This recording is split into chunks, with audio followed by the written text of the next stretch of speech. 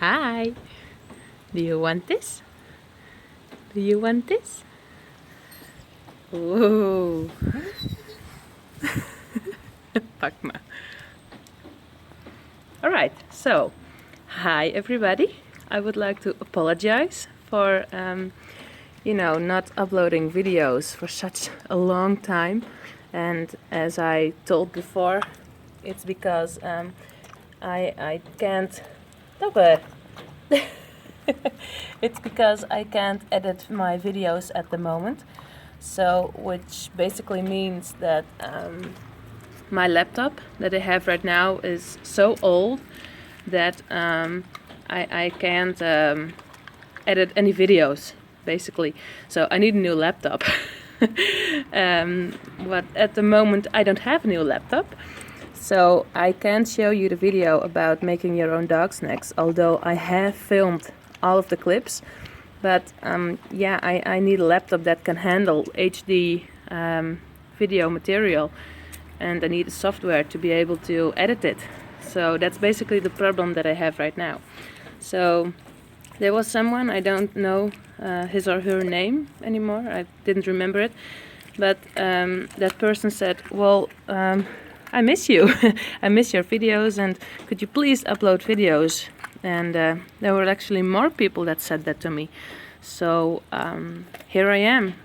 I decided to make this clip of Dobber eating her food for today, which was grounded meat and this turkey neck. And as you can see, it's a humongous piece of meat for her. But I thought it would be nice to give you something entertaining for her to eat. Not every dog can handle necks like this. Like this is a turkey neck, and as you can see, it's quite a big one. Not everyone can handle, not every dog can handle such a big neck. And also, you shouldn't be giving necks too often. Perhaps it's best to give a neck once or twice a week, and not more often, because there is this kind of an organ in the neck that has this kind of a hormone that is not good for a dog when they have it too often. So you might need to keep that in mind.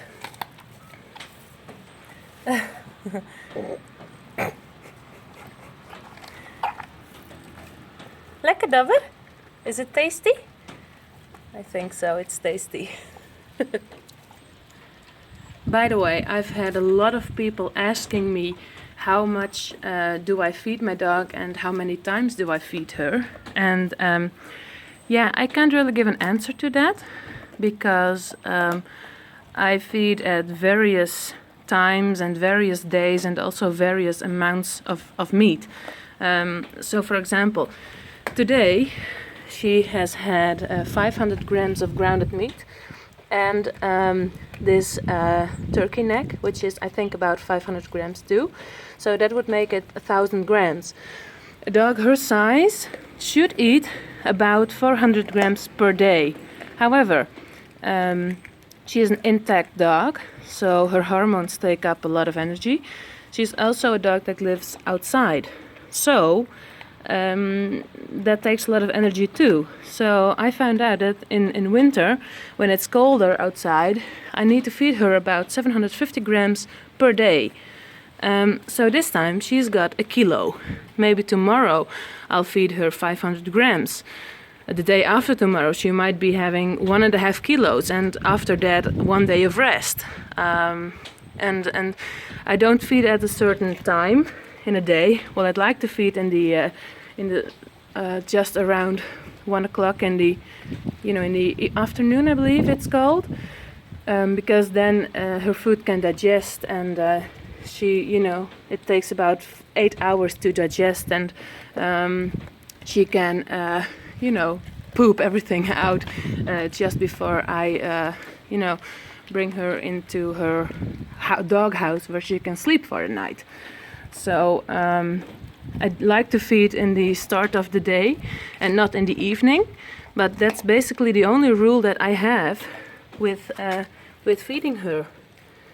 And as I said, I feed various amounts of meat. I feed at various times. I feed a lot of different animals. Like, for example, the grounded meat that was in this bowl, in this dome, I don't know what it's called basically, that was in here was grounded meats. And the animals that were in there were beef and lamb, deer and hare. So those were already 4 different kinds of animals. This is turkey, so in this meal alone, she has 5 different kinds of meat. And when you feed raw, it's important to feed at least 5 different kinds of meat in 3 weeks. So a meal like this is nice when it's considering, how much different kinds of meat a dog needs. It would not be good to feed the neck every day, but different kinds of meat and all of that, this meal is a good one. Just look at how she stands here. And the reason is that it's raining outside. Here in Holland we are in the start of spring, and that always takes a lot of rain, and sometimes we have rain and snow and sun in one day. It's really the Dutch weather here. So she hates raining. So I'm actually surprised that she has one paw in the grass, because the grass is wet, and she just really dislikes having her paws wet and raining. And you can see here she has raindrops on her fur and on her neck and head. Hey, Dobber? Yeah, she is such a nice dog. I mean, I'm literally about, a very small. There's not very much room between me and her right now, and she's eating some kind of meat. So, I mean, she's an amazing dog. She is very food driven, basically. By the way, I need to stop saying basically, but she's very food driven. She loves to eat, but at the same time, between our bond, I can come very close to her when she is eating, and she'll know that I won't take it away. And if I would take it away, she would allow me to. She would allow it, because that's how it works in our relationship. By the way, basically, I need to stop that. Really, I need to stop it. But there were also some people that asked me if dogs can get aggressive when they're fed raw. The answer is they can. But that's why it's important to learn your dog that you won't take food away. And if you do take food away, they'll be given other foods, perhaps even more delicious foods. It also really has a lot to do with your relationship between your dog. I am boss. Between us two, I am boss. And I have the privilege to take food away. Although I don't do it, I can. And that's the difference. And that's also the difference why I can stand this close to her and her not minding, because there is this trust between us, which is amazing to me, that she trusts me in this way. And that's the only thing that is really important when feeding raw in this, when it's considered aggression. You can come this close to your dog and her not biting or growling when you have this kind of relationship with your dog. If you don't, just play it safe. Let him or her eat in a place where there is no other dog, no other humans, no kids flying around that she can feel threatened by when eating her food. Really, when you have a dog that is that can show food aggression, just play it safe.